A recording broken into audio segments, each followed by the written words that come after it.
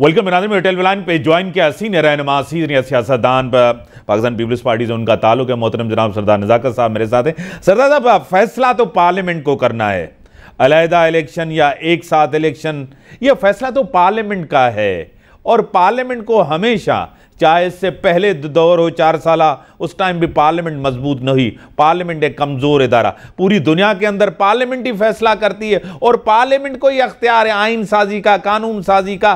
क्या कहेंगे? देखें, एक तो मैं एक चीज़ आपको बताऊं कि हमारे इदारे अनफॉर्चुनेटली, चाहे मिलिट्री एस्टेब्लिशमेंट हो या जुडिशरी हो, क्योंकि माजी के अंदर भी उनकी बहुत ज़्यादा इंटरफेरेंस रही है पाकिस्तान के जो पॉलिटिकल इश्यूज हैं, और यहाँ पे जो पॉलिटिकल इंजीनियरिंग करने में हमारे दो इदारे अहम रोल अदा करते रहे। जिस तरह साबिक आर्मी चीफ जनरल बाजवा साहब ने अपनी आखिरी स्पीच में भी कहा कि हम लोग डायरेक्टली इनडायरेक्टली पॉलिटिक्स के अंदर इन्वॉल्व रहते थे और एक पार्टी को वो फैसिलिटेट करते थे और दूसरी को डी वैल्यू करते थे। सही।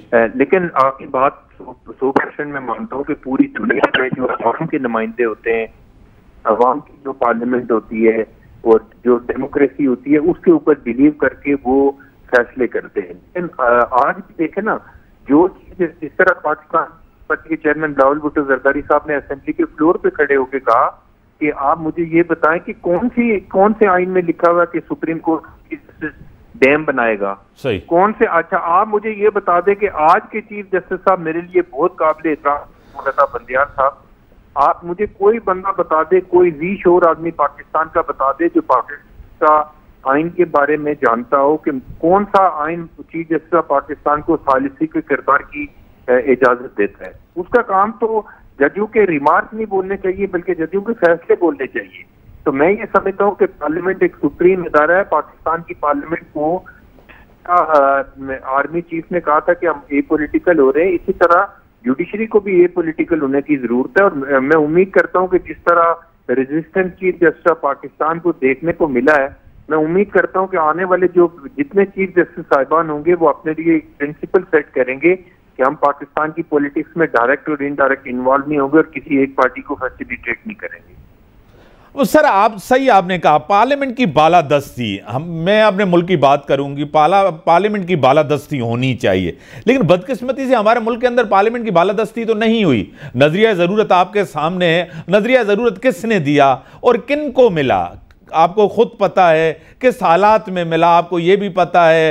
और जिस तरह ये चीज़ें पीसीओ के जजेस भी आपके सामने हैं, और 8-8, 9-9 साल जो है ना, आमरों को कहा गया कि आप इलेक्शन नहीं करवाएं, इलेक्शन नहीं होते गए, ये भी हमारे मुल्क में होता रहा। सरदार साहब देखिए, एक चीज मैं आपको बताऊं कि ये जो ऑर्गेनाइज इदारे होते हैं, जब वो पैरेलल गवर्नमेंट करने की कोशिश करते हैं, चाहे वो मिलिट्री एस्टेब्लिशमेंट हो या सिविल ब्यूरोक्रेसी हो या हमारी जुडिशरी हो, तो वो बड़ा अनफॉर्चुनेट होता है। वो मुल्क के लिए बड़े खतरनाक सूरत होती है। और मुल्क की जो हालत इस वक्त है, आप ये देखें ना कि जुल्फकार अली भुट्टो शहीद को किस तरह शहीद किया गया।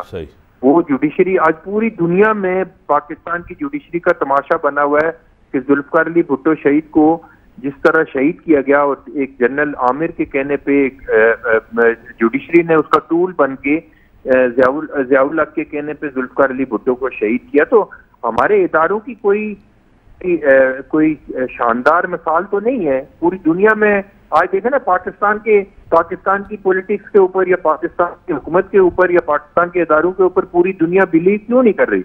उनको पता है कि पाकिस्तान के अंदर जो मजबूत इदारे वो गवर्नमेंट को चलने नहीं देते, वो गवर्नमेंट को हमेशा डिस्टेबलाइज करने की कोशिश करते हैं और किसी ना किसी तरह एक जो जमातों को फैसिलिटेट कर रहे होते हैं और अपने मनपसंद लोगों को फैसले करके उनके हक में करके उनको किसी तरह मदद कर रहे होते हैं। मैं ये समझता हूँ कि पाकिस्तान के इदारों को सबक सीखना चाहिए। हमारे पड़ोस में हिंदुस्तान के अंदर किसी को आर्मी चीफ का या चीफ जस्टिस का नाम भी नहीं पता होगा, शायद आपको भी ना पता हो, शायद मुझे भी ना पता हो, लेकिन हमारे चीफ जस्टिस साहिबान जो होते हैं या आर्मी चीफ जो होता है या DGI जो होता है, उसको पूरी दुनिया में पजीराई मिल रही होती है, इसलिए कि वो लोगों को पता होता है कि ये पैरेलल गवर्नमेंट चला रहे हैं, चाहे जुडिशरी है या हमारे जो बाकी इदारे हैं। तो मैं ये समझता हूँ कि हमारे मुल्क के अंदर पार्लियामेंट एक सुप्रीम इदारा है और वो अवाम के इलेक्टेड नुमाइंदे होते हैं, उनको फैसला करना चाहिए, मुल्क के लार्जर इंटरेस्ट में उनको फैसला करना चाहिए। हाँ, अगर जहाँ पे मुल्क की सलामती की बात हो, तो वहां पे अपने इदारों से कॉन्सेंसस करने की जरूरत है, जहाँ पे आइन बनाने की जरूरत है। अगर बुनियादी जो हमारा आइन का ढांचा है उसकी वायलेशन हो रही है तो सुप्रीम कोर्ट बिल्कुल उसमें इंटरफेरेंस कर सकती है। लेकिन ये छोटी छोटी चीजों पे सो मोटो लेके अपनी झूठी सच्ची शोहरत, आप देखें ना, एक चीफ जस्टिस पाकिस्तान था साकिब निसार साहब किस तरह लोगों के बेडरूम और ड्राइंग रूम सूंघता फिर रहा था। आज 2 टके की इज्जत नहीं है पूरी दुनिया में। तो मेरे ख्याल में हमारी मौजूदा चीफ जस्टिस पाकिस्तान को इन चीजों का से सबक सीखना चाहिए। सरदार साहब, आपको खुद पता है कि मैं उसकी डिटेल में नहीं जाना चाहता, उसमें सिर्फ दो मिसाल में देना। सबसे पहले यूसुफ रजा गिलानी साहब को जिस तरह निकाला गया, लेकिन पार्लियामेंट ने अपनी टर्म पूरी की, आपने भी देखा, मैंने भी, इस मुल्क ने भी देखा। नवाज शरीफ साहब को जिस तरह निकाला गया, उस पार्लियामेंट ने भी अपनी टर्म पूरी का। अब क्यों नहीं टर्म पूरी हो रही है? देखिए, एक चीज मैं आपको बताऊं कि इमरान खान साहब के ऊपर जितनी वर्किंग हुई है, कोई वो ओवर द नाइट वर्किंग नहीं हुई है, बल्कि बहुत अरसे से ये लोग काम कर रहे थे इमरान खान के लिए मुख्तलिफ किस्म के टूल।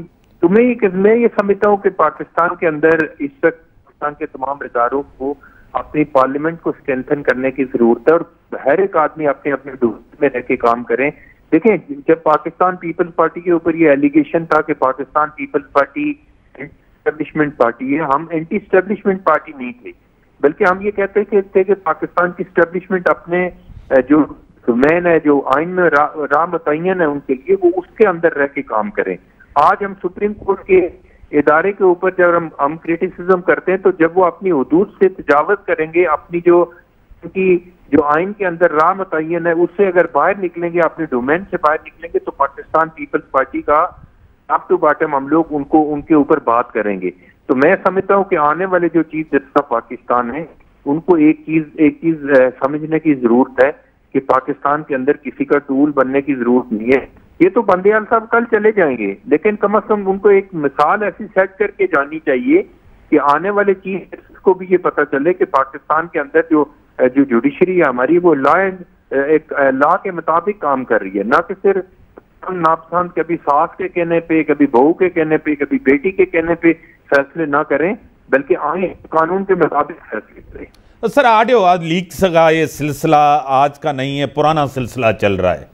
आपको पता है कोई प्राइवेसी भी होती है। जिस तरह ऑडियो लीक्स आ रहे हैं, बड़े क्वेश्चन मार्क लग रहे हैं, किस तरह असरअंदाज हुआ जाता है। आप किसी दौर में बीबी शहीद के दौर में जस्टिस कयूम भी आपके सामने, ये ऑडियो लीक्स तो पुरानी है और इस तरह जजेस फैसला करते आ रहे हैं, जिससे जो है ना एक बुरी मिसाल बनती है और वो माशरे के लिए, सिस्टम के लिए, जमहूरियत के लिए, पार्लियामेंट के लिए, सियासत के लिए बड़ी ख़तरनाक और बड़ी एक ऐसी चीज होती है जिससे नुकसान होता है। क्या कहें? हुई, मैं आपको इसकी मिसाल देता हूं कि जब इमरान खान साहब की और रेहाम खान साहब की आपस में अलायदगी हुई है, तो उस पे पाकिस्तान पीपल्स पार्टी की लीडरशिप ने क्लियर इंस्ट्रक्शन दिए टॉप टू बॉटम तमाम लीडरशिप को कि इमरान खान साहब की जाती जिंदगी के हवाले से हम कोई बात ना करें।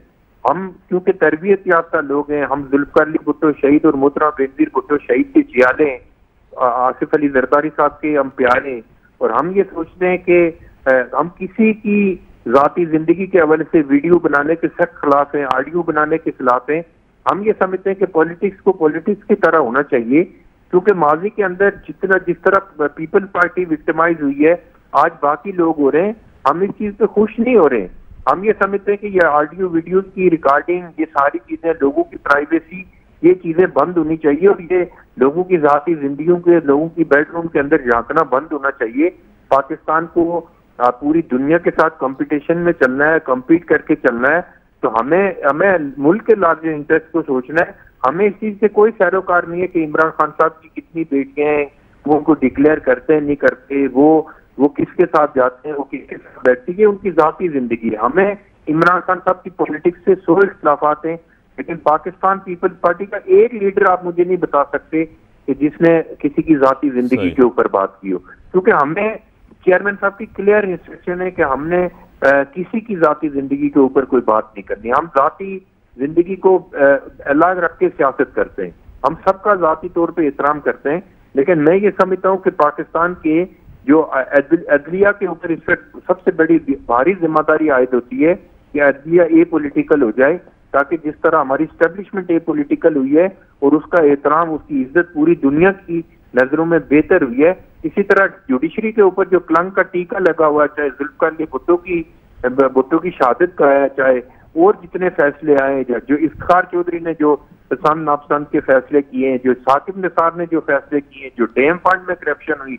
इन सारी चीजों को सुप्रीम कोर्ट को टाइम है कि सुप्रीम कोर्ट अपने माथे से इस बुरे कलंक को हटाए और इस टीके को हटा के कानून और आइन के मुताबिक फैसले करे। बड़ी मेहरबानी, आपने टाइम दिया। नाज़रीन, ब्रेक जो टाइम दिया ब्रेक हम होता है।